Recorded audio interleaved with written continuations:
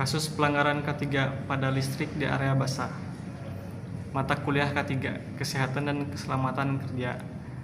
Perkenalkan, nama saya Nabil Alfat Muzaffar dengan NRP 11-2025-039, Program Studi Teknik Elektro ITENAS. Dengan rekan saya, Nama saya Muhammad Nafi Abdurrahman Zakwan, NRP 11-2025-033, Program Studi Teknik Elektro ITENAS, dengan dosen pengampu Insinyur Stamji MT.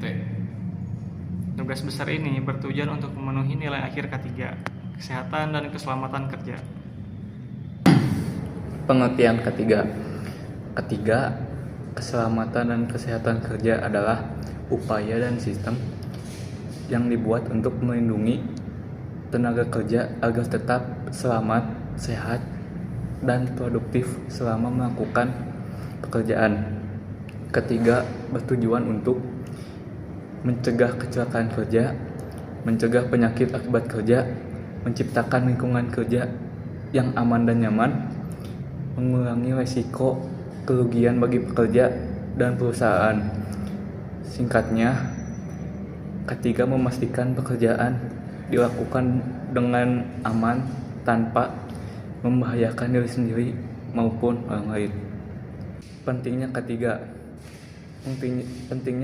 keselamatan kesehatan kerja antara lain mencegah kecelakaan kerja, mengurangi risiko cedera, kecelakaan, dan kematian di tempat kerja, melindungi kesehatan pekerja, mencegah penyakit akibat kerja dan menjaga kondisi fisik serta mental pekerja, menciptakan lingkungan kerja yang aman, membuat tempat kerja lebih nyaman, tertib, dan terkendali.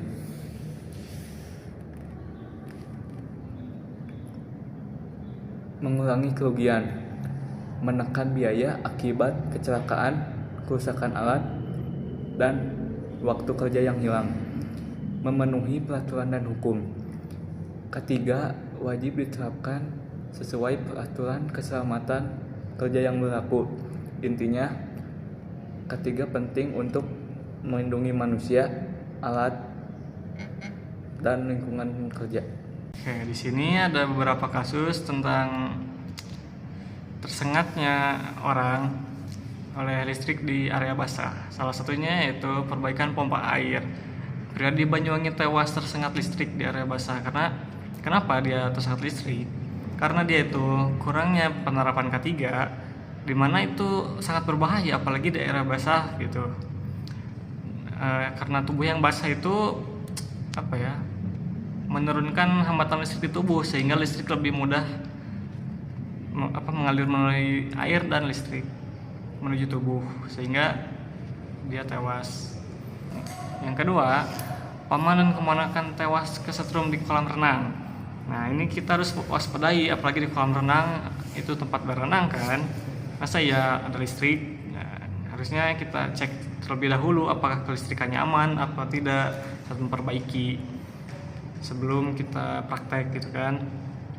Dan kita juga harus menerapkan K3-nya juga seperti memakai sarung tangan, memakai belt, helm, sepatu, APD, dan lain-lain. Mengapa banyak kasus orang tersetrum listrik di area basah?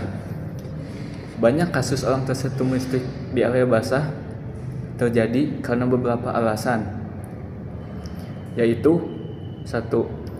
Air adalah penghantar listrik.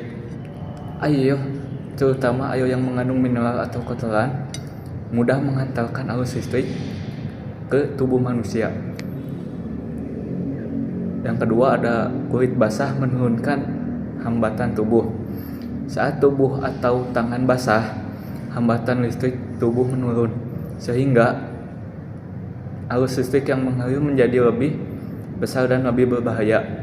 Yang ketiga, ada area basah meningkatkan risiko kebocoran arus. Lantai, dinding, atau peralatan listrik yang lembab mudah mengalami kebocoran arus listrik. Yang keempat, ada peralatan listrik tidak dirancang untuk kondisi basah. Banyak alat listrik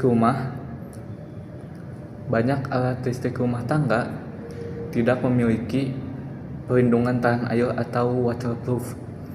Yang kelima, ada kurangnya risiko pengamanan listrik. Tidak adanya grounding, LCB atau MCB yang baik memperbesar risiko terjadinya sengatan listrik.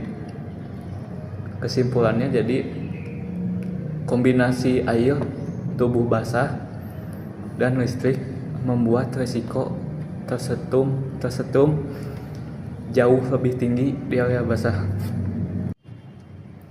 Dampak apa sih yang terjadi jika seseorang tersengat listrik di area basah? Dampak yang dapat terjadi jika seorang tersengat listrik di area basah antara lain, yang pertama, kejutan listrik arus lebih kuat, dan tubuh basah membuat arus listrik yang masuk ke dalam tubuh menjadi lebih besar. Kejang otot-otot dapat berkontraksi tiba-tiba sehingga korban sulit melepaskan diri dari sumber listrik. Gangguan pernafasan arus listrik dapat melumpuhkan otot pernafasan dan menyebabkan sesak nafas.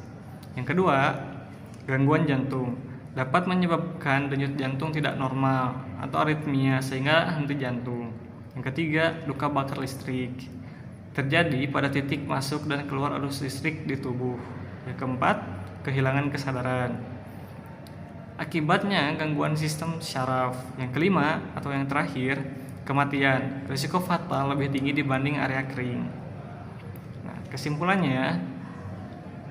yang dapat diambil dari kasus sengatan listrik di area basah adalah area basah sangat berbahaya untuk gangguan listrik karena air dan tubuh yang basah memperbesar aliran arus listrik ke tubuh, sehingga risiko cedera serius hingga kematian menjadi jauh lebih tinggi. Oleh karena itu, penerapan ketiga sangat penting, seperti penggunaan alat listrik yang aman, sistem grounding yang baik, alat perlindungan diri, dan menghindari penggunaan listrik di kondisi basah untuk mencegah kecelakaan kerja. Nah, oleh karena itu kita penting untuk menerapkan ketiga dimanapun dan kapanpun saat kerja, apalagi masalah listrik di area basah gitu. Jika kita tidak menerapkan dengan baik, seperti kasus yang seperti tadi, ada yang meninggal tersengat listrik di area basah seperti di kolam tadi, di sawah, ataupun dimanapun itu, di kamar mandi gitu.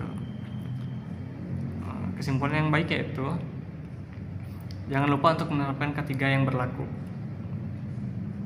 Sekian dan terima kasih.